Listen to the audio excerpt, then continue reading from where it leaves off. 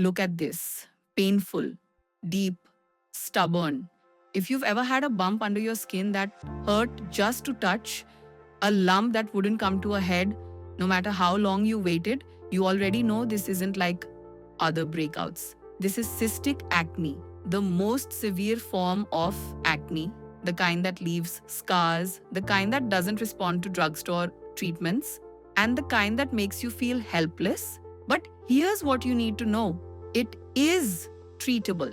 And in the next 10 minutes, you'll understand exactly what's happening beneath your skin, why it's happening to you, and the proven treatments that actually work. Because knowledge is the first step to clear skin. Let's start with the basics. What exactly is cystic acne? Cystic acne is a type of inflammatory acne that forms deep within the skin's middle layer called the dermis.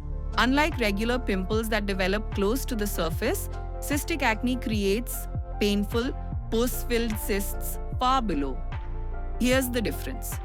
Regular acne, your whiteheads, blackheads, even typical pimples, they form in the upper layers where oil and dead skin cells clog pores near the surface. But cystic acne, it's an underground problem. When bacteria, oil, and dead skin cells get trapped deep in the pore, they create an infection that swells the dermis from within. Cystic acne appears as large, red, tender lumps under the skin. They're soft because they're filled with pus, but there's no white head to extract because everything is happening so deep. These cysts can be as small as a pea or as large as a dime, and they're almost always painful. And here's the harsh reality. Cystic acne is notorious for leaving scars because the inflammation happens so deep it damages the tissue in ways that surface acne simply doesn't. Understanding the cause is crucial because cystic acne isn't just bad luck. There are specific reasons why some people develop it while others don't. It starts when bacteria, specifically a strain called Cutibacterium acnes, gets trapped in your pores along with excess oil and dead skin cells. This creates the perfect storm for inflammation. Your immune system detects this bacterial infection and sends white blood cells to fight it. But when this battle happens deep in the dermis, it causes severe swelling and pus formation. That's your cyst. Now, why do some people get cystic acne while others don't? Genetics plays a huge role. If your parents had severe acne, you're much more likely to develop it too. But the biggest trigger, hormones, specifically androgens, hormones that increase during puberty, menstruation, pregnancy, and menopause. These hormones ramp up oil production in your skin.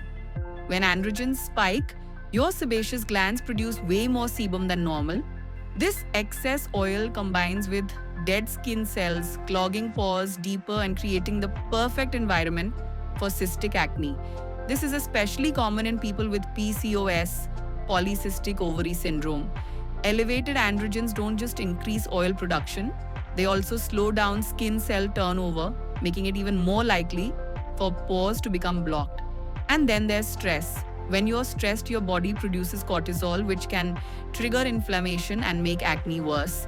And while diet doesn't cause acne directly, high sugar foods and dairy have been linked to worsening symptoms in some people. So how do you know if what you're dealing with is actually cystic acne?